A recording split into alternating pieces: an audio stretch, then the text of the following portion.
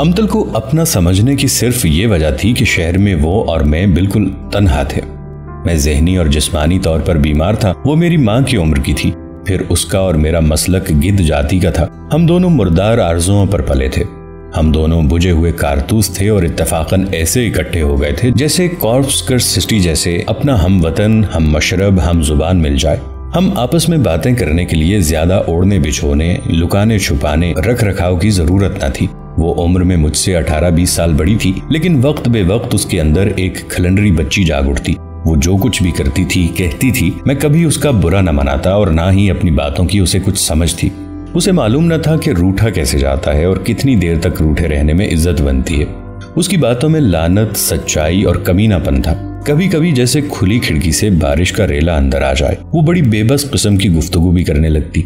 सच वो सिर्फ इसलिए बोलती थी कि अब झूठ और सच उसके नजदीक बिल्कुल बराबर हो चुके थे। वो अपने जिस्म से बेपरवाह, इज्जत और शोहरत से बेनियाज, रुपए पैसे से गनी थी। अमतल का एक छोटा सा घर 9 गजे की कब्र के पिछवाड़े भी था। ये घर बोसीदा और पुराना था। ऊपर वाली मंजिल में किराएदार रहते थे। निचली मंजिल के 2 कमरों में गफूर दर्जी अपनी फैमिली के साथ मुकीम था। हम दोनों जब यहाँ पहुंचे तो गफूर दर्जी तेजी से मशीन चला रहा था। अमतल को देखते ही वो उठकर खड़ा हो गया। गफूर दर्जी के चेहरे पर अब सिर्फ आंखें बाकी थीं। बाकी सारा चेहरा वक्त, सब्र और गरीबी की नजर हो चुका था। आए आए, अस्सलाम वालेकुम जी। क्या आए मास्टर जी, फिर आपने किराया लेकर नहीं दिया? मास्टर गफूर यूं खफीफ हो गया जैसे वो कसूरवार हो। बीवी जी, उनके मर्ग हो गई है, मैंने पूछा था 2 बार।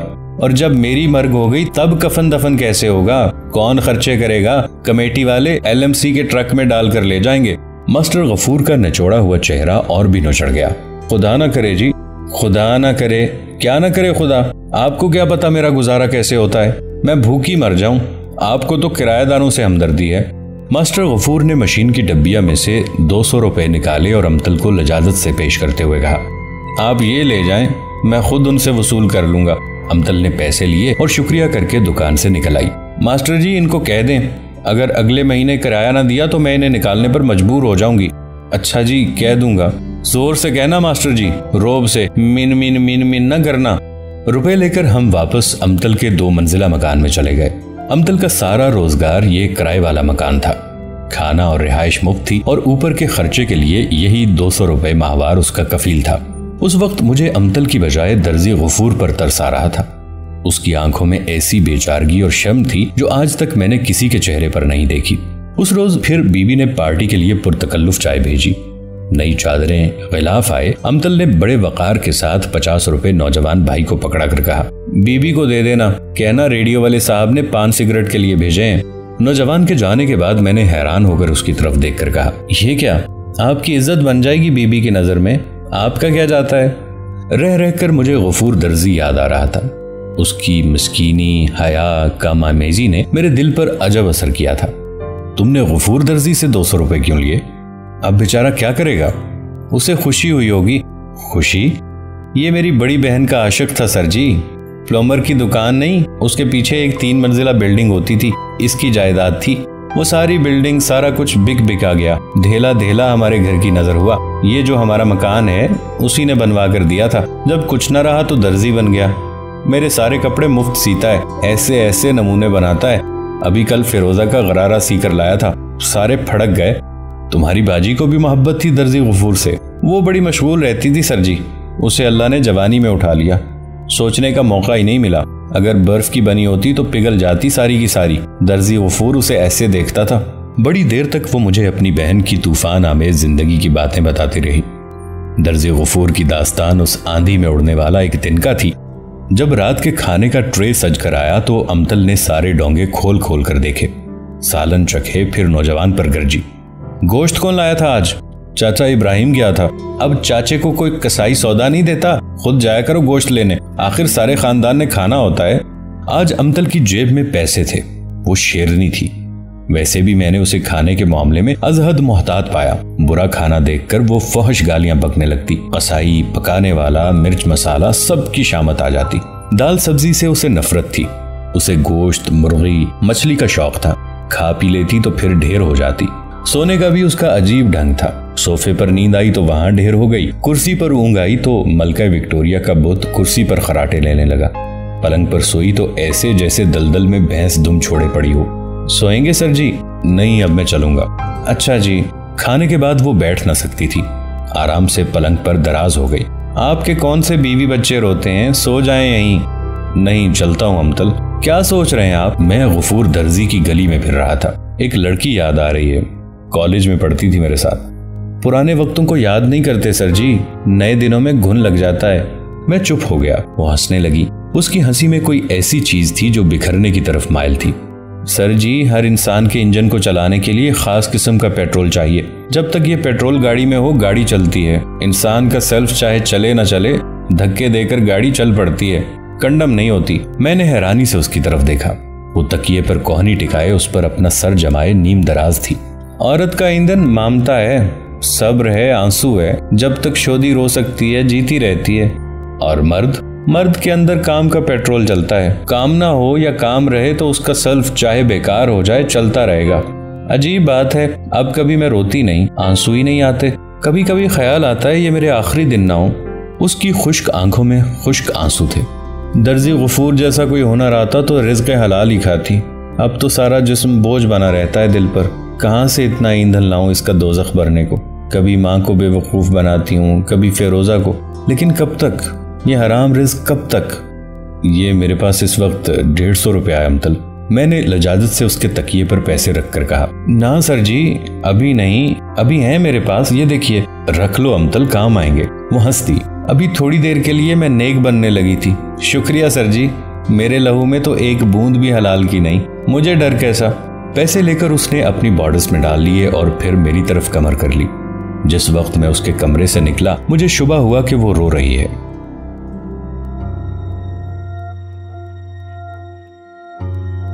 अमतल से मेरा राबिता कुछ अजीब नौइयत का था। मैं आहिस्ता आहिस्ता उसके परों तले घुसता चला जा रहा था। वो ऐसी माँ थी जो सांपनी की तरह हर झोली में लातादाद बच्चे खा चुकी हो।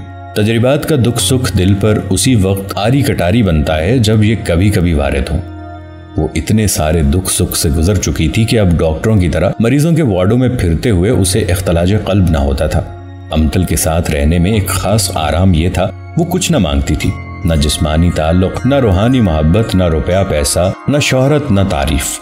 जिस तरह 95% शादीशुदा मर्द अपनी महबूबा से दिल का टेलीफोन मिलाकर बीवी से मुबाशरत करते हैं, ऐसे ही अमतल बिल्कुल लाताल्लुकी के साथ मेरे साथ वक्त गुजारती थी। उसे गालिबन मेरा बिल्कुल शौक न था, क्योंकि वो मुझसे भी पुराना गिद्ध थी। हम दोनों ज्यादा वक्त साथ साथ तो जरूर रहते, लेकिन जिस तरह जूते के दोनों पैर अलग अलग होते हैं और साथ साथ चलते हैं, एक नौइयत से ये रिश्ता पहले रिश्तों से भी ज्यादा बांझ था। इसीलिए फरीकैन को जज्बाती ज़हनी कोई निखार भी हासिल ना हुआ। अमतल वो लाश थी जो मुद्दतों बीमारियां झेलने के बाद मरी थी। उसका गोश्त इंसानी नहीं था, एक तरह का सिंथेटिक फाइबर था, जिसके हर मुर्दा जरसूमे में बेजान गैर नामी दवाइयों का स्टोर हाउस था। अमतल से जब मेरी मुलाकात हुई, मैं ज़हनी, जिस्मानी, जज्बाती तौर पर बहुत उलझा हुआ था। मेरा दिल बिलालगंज की ऐसी दुकानों से मुशाबे था जहां हर तरफ पुराना लोहा बिखरा होता है। कारों की पुरानी बॉडियां, लोहे की अलमारियां, पहिए, सरिये, नट बोल्ट, गरारियां, पाने, स्पोक, हर तरफ चीजों का अंबार, लेकिन ताले नहीं थे, न अपने न पराए। बारिश, झक्कड़, आंधी में ये सामान बाहर सिर्फ इस उम्मीद पर पड़ा रहता कि कभी शहर वालों को किसी पुराने पुर्जे की जरूरत होगी तो वो इसे यहाँ से खरीद कर अपनी नई कार या प्रिंटिंग मशीन में लगा लेंगे। अमतल से मिलने के बाद पहले से कम थूकने लगा था। अल्सर की तकलीफ वो कभी कभी बहुत बढ़ जाती और जलन का ये आलम होता कि हथेलियां भीग जाती, लेकिन जहनी तौर पर मैं सोसाइटी से अभी कटा ना था। जब मैं चलता चलता आबिदा और सीमी से गुजरता गुजरता चंद्रा में जाकर वहां की गलियों में घूमने लगता, अच्छी यादें या तो कभी मुझसे वाबस्ता ना हो सकी थी या उनका तासुर गहरा न था। इसलिए यादों की टूटी जब भी खुलती उसमें से खौलता पानी निकलता। महरूमियों की दास्तान हल्का दर हल्का जंजीर बनकर मेरे पाँव में पड़ जाती।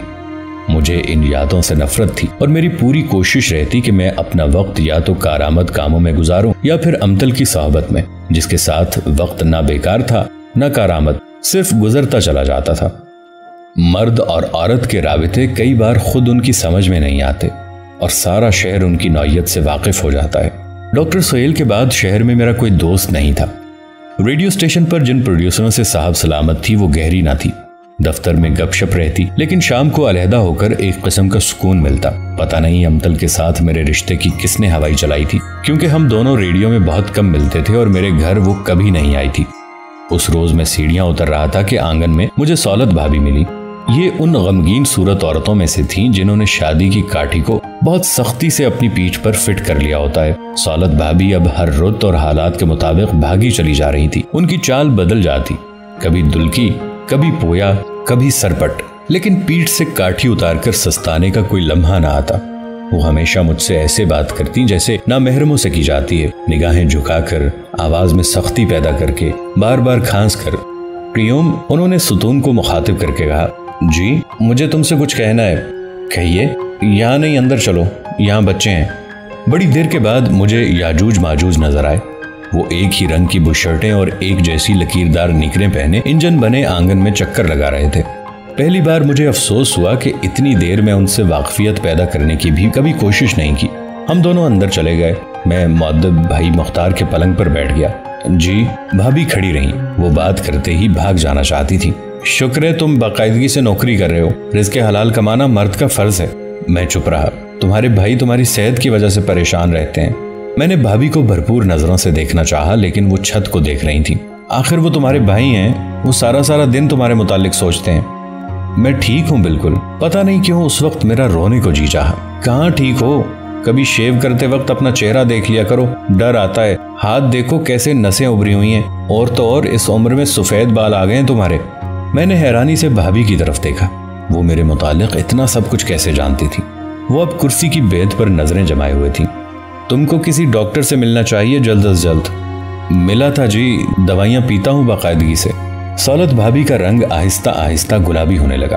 तुम्हारे भाई तुमसे बात नहीं कर सकते इस सिलसिले में, लेकिन यही काफी नहीं, सिर्फ डॉक्टर ही। जी इरशाद। सुना है वहां रेडियो पर कोई चक्कर चल रहा है तुम्हारा, किसी बूढ़ी औरत के साथ। मैं सन्नाटे में आ गया। ऐसे चक्रों से बचना चाहिए। आदमी एक बार फंस जाए तो फिर निकल नहीं सकता। वैसे उधर वालियों को फंसाने के खूब तरीके आते हैं। मेरी आंखों में अमतल की शक्ल घूम गई। मासूमियत और कल्ब की सफाई का एक कोंदा लपक गया। उस आमक ने तो आज तक मुझसे सिगरेट पान के भी पैसे ना लिए थे। उसे किसी को फांसने और खुद फंस जाने से कतई कोई दिलचस्पी न थी। कुछ खानदान की इज्जत का ही ख्याल किया होता तुमने। बहुत आहिस्ता दबी हुई आवाज में सौलत भाभी ने कहा। अब यकीनन ये मिशन उनके लिए बहुत मुश्किल हो रहा था। चंद्रा गांव में जिस रोज चाचा गुलाम ने अजीज गातन की बेइज्जती की और वो गांव छोड़कर भाग गया, उसी रोज के बाद मैंने फिर कभी इज्जत के मुतालिक ना सोचा था। भाभी सौलत जैसे अभी भागने वाली थी, उसने आखिरी हमला किया। नौकरी कर ली है तो अब शादी भी कर लो। जगह जगह हराम खाने से हासिल शादी हलाल चीजों में से सबसे अफजल है। मैंने उस दीनदार औरत की तरफ निगाह डाली। आबिदा की बहन का रिश्ता आया हुआ है, कहो तो तय कर दूं। ये कहकर भाभी रस्सा तोड़वाकर बाहर भाग गई।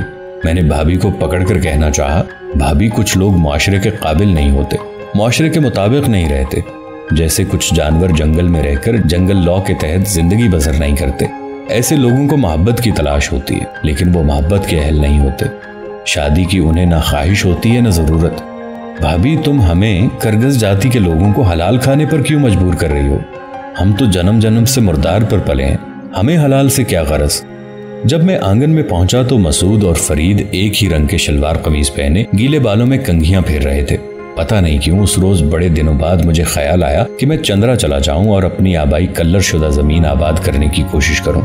लेकिन साथ ही साथ मुझे इल्म था कि वहां पहुंचकर भी मैं कोई बंदी टिकी मेहनत नहीं कर सकूंगा। मेरा दिल किसी एक दयार में रहने के काबिल न था। जिस वक्त मैं दफ्तर पहुंचा, काजी और अमतल दोनों मेरे कमरे में बैठे थे और सिगरेटों के धुएं से फजा नीली नीली हो रही थी। अमतल हस्बे आदत बगैर गुस्ल किए सिर्फ चेहरे का मेकअप दुरुस्त करके आई थी। उसने कंघी भी सिर्फ गर्दन तक फेर रखी थी, बाकी सारे उलझाव कायम थे। बुर्के का निकाब कुर्सी से लटक रहा था और कोट उसके जिस्म पर ऐसे फंसा हुआ था कि तमाम बटन खुलने ही वाले थे। लीजिए सर जी, मैं इन काजी साहब को पकड़ लाई हूँ, अब आप मेरी सिफारिश कर दें इनसे। भाई इसे कोई प्रोग्राम वगैरह दे दिया करो, वरना ये मुझे कत्ल कर देगी। हाय, ये सिफारिश है? अमतल ने हैरान होकर पूछा। और कैसी होती है सिफारिश? रोब से कहते हैं कि ये मेरी रिश्तेदार है, 10 साल से हमारे ताल्लुकात हैं, इनका काम ना किया तो मैं तुमसे कभी नहीं बोलूंगा। मैं उस रोज मूड में ना था। काजी बोंगा भी चुपचाप बैठा था। जो कुछ ये कह रही है इसके मुताबिक कर दो यार। अब तुम नए प्रोड्यूसर से इनकी सिफारिश करना। मेरी तो तब्दीली हो गई है हैदराबाद की। कब? आज ही ऑर्डर आए हैं। वो उठ खड़ा हुआ। मैंने अपने आप से पीछा छुड़ाकर उसके कंधे पर हाथ रखा। तुम तब्दीली से खुश नहीं हो? लाहौर छूटता है, लाहौर के साथ और बहुत कुछ छूटता है। काजी की आवाज भर्रा गई। कोई सिफारिश लगवाई होती? हैदराबाद वाले ने जो लगवाई है। आपका कोई कसूर नहीं सर जी, मेरी किस्मत ही माठी है। जिस प्रोड्यूसर से वाकफियत हो जाती है उसकी तब्दीली हो जाती है। अल्लाह को मंजूर ही नहीं कि अमतल कोई प्रोग्राम करे। अब उस डाडे के साथ कौन लड़े? काजी सलाम दुआ किए बगैर आशिक सूरत रुखसत हो गया। अच्छे आदमी थे काजी साहब, है ना सर जी? मैं काफी देर चुप रहा। शादी कैसी चीज है अमतल? कभी तुम्हें इससे पाला पड़ा? हाँ जी, की थी शादी मैंने भी। इसका फा भी डाला था गले में। बच्चे? एक लड़का हुआ था सर जी, लेकिन उसका भी दिमाग ठीक नहीं। हम जैसों के ऐसे ही बच्चे होते हैं सर जी। क्या? सारी उम्र हराम खाना, हम लोग हलाल की औलाद कहाँ से पैदा कर लेंगे जी? मेरे बेटे का भी दिमाग ठीक नहीं, 3 बार तो मेंटल अस्पताल रहकर आया है। उसके बाप का ख्याल ठीक है, सारी वजह मेरी है। न मैं हराम रिज़्क पर पलती, न मेरा बेटा ऐसा होता। वो बहुत दुखी हो गई। ये पुरानी बातें हैं। हाँ जी, हैं तो पुरानी पर ठीक हैं। हम दोनों चुप हो गए। कहाँ रहता है तुम्हारा बेटा? उसी के पास है जी। अब तो जवान हो गया है, बड़ा गबरू है। शक्ल से तो नहीं लगता कि दिमाग ठीक नहीं। तुम्हें मिलता है अमतल? ना जी, मुझे मिलकर क्या करेगा? मैं उसे क्या दे सकती हूँ? बाप ने तो सारी बिल्डिंग उसके नाम कराई है। फिर ऐसे अच्छे शौहर को क्यों छोड़ा? भाभी सौलत ने मेरे दिमाग में एक नया एटम बम छोड़ दिया था। छोड़ा क्यों उसे अमतल? बस सर जी, निभी नहीं। पर क्यों? वजह क्या थी? मैंने इसरार किया। मैं मिडिल क्लास की तवाइफ थी सर जी। इस चंद्री का पत्ती को मोहब्बत दरकार होती है, लेकिन इज्जत ज्यादा प्यारी होती है। अगर इसे सिर्फ मोहब्बत दरकार होना तो वो तो हमारे यहाँ बहुत, लेकिन ये हरीस चाहती है जो ब्याह कर ले जाए वो मोहब्बत भी करे। दौरा पंगा, उधर वो भी कमबख्त मिडिल क्लास का आदमी था। भला बताइए निभा कैसे होता? इश्क के लिए ना मिडिल क्लास का मर्द बना है ना औरत। एक डरपोक, दूसरा थोड़दिला। बताइए इनका इश्क कितने दिन चलता? थोड़दिला मर्द कैसा होता है अमतल? थोड़दिले मर्द की एक निशानी है साहब जी। वो औरत को जरूरत की हर चीज ला देता है, लेकिन अय्याशी का कोई सामान नहीं करता। जेवर, कपड़ा, सिनेमा, फूल, तारीफ, सब उसके लिए बेकार चीजें होती हैं। मैं तुम्हारा मतलब नहीं समझा। सर जी, ये जो थोड़दिला मर्द होता है ना, वो रोटी, कपड़ा और मकान देता है, जिन्स देता है, क्योंकि ये जरूरत की चीजें हैं। लेकिन वो बीवी पर मोहब्बत जाया नहीं करता, तारीफ बर्बाद नहीं करता, लाड प्यार से खराब नहीं करता। मसलन थोड़दिला मर्द अगर सूट सिला देगा तो उस पर कढ़ाई को इसराफ समझेगा। जेवर अगर अपनी इज्जत की खातिर बनवा भी दे तो जेवर कभी जुड़ाव नहीं होता। शायरी की किताब कभी खरीद कर घर नहीं लाएगा। नेक बीबियों को नेक मशवरे किस्म की किताबें लाकर देगा घर में। थोड़दिले मर्द से अल्लाह बचाए। भड़वे को ये इल्म नहीं होता कि औरत का अंदर ही ऐसा बनाए कि वो रोटी के बगैर तो जिंदा रह सकती है, अय्याशी के बगैर, ज़ेबाइश बिना, आराइश के बगैर कुमलाने लगती है। कभी तुमने सोचा अमतल कि शादी के बाद मोहब्बत निभती क्यों नहीं? वही जो एक दूसरे पर मरमिटने को तैयार होते हैं, दुश्मन क्यों बन जाते हैं एक दूसरे के? उसने नाक में उंगली डाली और खुजला कर बोली, बात ये है सर जी कि जब मोहब्बत मिल रही होती है तो समझ नहीं आती कि कभी मोहब्बत देनी भी पड़ेगी। शादी हुई कुर्बानी सारे की सारी, गाटा उतरवाना पड़ता है, चाहे मन का चाहे तन का। तुम्हें उससे असली गिला क्या था अमतल? अब तक तो तुम किसी नतीजे पर पहुंच चुकी होगी। उसका भी कसूर नहीं था कुछ ऐसा, बस सर जी उसका दिल चाहता था कि मैं शरीफ औरतों की तरह भांडे मांजकर, बच्चे पालकर, बड़ों की इज्जत करके, छोटों की गुस्ताखियां सहकर उसके घर में गुजारा करूं और साबित करूं सब पर कि बाजार वालियां शराफत में किसी से कम नहीं होती। चूंकि मैं शरीफ थी इसलिए मुझे ड्रामों से नफरत थी। मैंने साफ कह दिया कि मियाँ, इतने लोहे के चने चबाकर जो तेरे घर वालों को कायल भी कर लिया अपनी शराफत का, तो मुझे क्या हासिल होगा? दरअसल सर जी, मुझे अपने हाथों से काम करने की आदत नहीं थी। मेरा मिजाज ही नहीं था नौकरानी का। बड़ी तू मैं हुआ करती थी। किस बात पर अमतल? खास बात कोई नहीं होती थी सर जी, मियाँ बीवी में तू मैं की, बस बासी हांडी में बुड़ होती रहती है। कुछ लोग बड़ी पुट्ठी मत के होते हैं, पहले तितली पर मरते हैं, उसे पकड़ने के जतन करते हैं, जब पकड़ लेते हैं तो फिर उसे शहद की मक्खी बनाने पर तुल जाते हैं। वो जहां दीदा फलसफी जैसी बातें करने लगी। अमतल बड़ी देर तक तासुफ के अंदाज में सर हिलाती रही। क्या हुआ अमतल? अपना नक्शा याद आ रहा है सर जी। चेहरे पर छाइयां, खुरदरे हाथ, बुआइयां फटी हुई, होंठों पर लकीरें। ये सब किस लिए कि कुछ गुमनाम से लोग कहें कि आई तो बाजार से है लेकिन शरीफों को मात कर दिया। हट तेरी, इतनी सी तारीफ सुनने के लिए आदमी सारी उम्र लाश बना रहे, न जर्दा डालकर पान खाए, न सर में मेहंदी लगाए, न नकली बाड़स पहने, और सुने क्या हर वक्त बाजार से भाग कर आई है, हीरा मंडी से उठ कर आई है। चलो, जो ये सुनने में आए कि बाजार में बैठी है तो क्या हर्ज है। ये जो आपके मिडिल क्लास के अशराफ होते हैं ना, उनको बाजार का लफ्ज़ कभी नहीं भूलता। तारीफ भी करेंगे तो आपकी औकात आपको याद दिलाकर। सर जी खुद इंसाफ करें, जब बाजार का लफ्ज़ पीछे से उतरता ही नहीं तो वहां से छुटकारा हासिल करने से फायदा। तुम्हें वो अच्छा नहीं लगता था? सिगरेट का लंबा कश लगाकर वो बोली। लगता था जी, कभी कभी तो बहुत लगता था, पर वो सारा वक्त मुझे मॉडल औरत बनाकर खानदान के सामने पेश करने में लगा रहता था। बेचारा, हाय हाय हाय, उसने भी बड़े दुख उठाए। लेकिन क्या करती सर जी, उसे मेरी कमजोरियों, गमों, गलतियों से कोई सरोकार नहीं था, या यूं समझिए आप कि वो माफ करना नहीं जानता था। हर जगह, हर महफिल में, हर वक्त उसे एक ही शो मारनी आती थी कि देखो मैं कितना नेक हूँ, मेरी वजह से एक बाजारी औरत तायब हुई है। उसे मेरे तायब होने की खुशी नहीं थी, अपना बुत ऊंचा करने की फिक्र थी हर वक्त। चलिए सर जी, मोहब्बत की खातिर तो आदमी सूली पर चढ़ता रहे, मरता रहे, खपता रहे, पर किसी की अना को मोटा करने के लिए कोई कब तक अपनी जान मारे। उसे तो तुमसे प्यार होगा अमतल, जिसने मुआशरे से टक्कर ली, घर वालों के सामने खड़ा हुआ, उसे प्यार तो होगा तुमसे। सिगरेट एस्ट्रे में बुझाकर वो थोड़ी देर खामोश रही, फिर बोली। था जी प्यार, था क्यों नहीं, पर पोला पोला प्यार था। पोला पोला प्यार कैसा होता है अमतल? मैंने सवाल किया। ऐसा प्यार जी जैसे बोदी रस्सी होती है, जोर से कुछ बांधो तो तिड़क के टूट जाती है। ऐसा प्यार जिसका यकीन सबको दिलाते फिरें और खुद अपने जी को कभी यकीन ना आए। ऐसा प्यार सर जी जैसे ठंडी चाय, उसका भी कोई कसूर नहीं था। उसकी दुकान थी अनारकली में कपड़े की, माँ थी, बहनें थीं, एक पिछली मंगेतर थी, एक शादी के बाद की महबूबा थी। इतनी लंबी चौड़ी जात बरादरी की औरतें थीं। जो आदमी इतनी औरतों में बटा रहे वो बेचारा भी खाली हो जाता है। उसकी जिंदगी सारी हिस्सा पत्ती में गुजरती है। इधर मुझे आदत नहीं थी बटे के सवालों की। हम तो बचपन से मर्द के जिस्म, दिल, रूह पर सवार होना सीखती हैं। हम जब भी किसी को पकड़े मजबूती से पकड़ती हैं। पोले पोले प्यार से मुझे नफरत सी सर जी। वो थोड़ी देर चुप रहकर फिर आप ही बोलने लगी। हमारे यहाँ रिवाज है कि मर्द को काबू करें तो फिर ऐसा कि वो उसकी सारी जायदाद बिक जाए और वो हमारी चौखट पर बैठकर सारी उम्र चिल्मे पीता रहे, वो फूर दर्जी की तरह। उसकी बीवी सारी उम्र मज़ारों पर भटकती फिरे, बच्चे यतीमों की तरह फिरें। सर जी वैसे हर इंसान का जी चाहता है ना कि उसके चाहने वाले का कख ना रहे। हर इंसान के अंदर रब जो हुआ सर जी, रब अपने चाहने वालों का कुछ रहने देता है कभी, सिवाय अपने? हर एक का नहीं अमतल, किसी किसी का। मैंने लंबी आह भरकर कहा। ना सर जी, हर मर्द का, हर औरत का, हर इंसान के अंदर का रब चाहता है कि कोई उसे टूट कर चाहे, उसकी परस्तिश करे। बीवी बच्चों वाला हो तो बीवी बच्चे छोड़ दे, दौलतमंद हो तो मांगता फिरे। किसी ब्याही हुई औरत से प्यार हो तो आशिक चाहेगा कि आधी रात को शौहर के पहलू से उठकर आए। नेक नाम हो तो बदनामी के कुएं में उतरे। उठें सर जी, वो थोड़ी देर बाद बोली। क्यों? बस उठें, मुझे एक काम याद आ गया है। मैं अमतल से भाभी सौलत की बात करने वाला था, लेकिन उस वक्त उसकी आवाज़ में कुछ ऐसी तेज़ी थी कि मैं उठ खड़ा हुआ। मुझे आज बहुत काम है अमतल, एक रिहर्सल है, एक रिकॉर्डिंग है, फिर कॉपियस्ट को मैंने ख़ास बुलवा रखा है। आप चलें तो सही, जल्दी आ जाएंगे।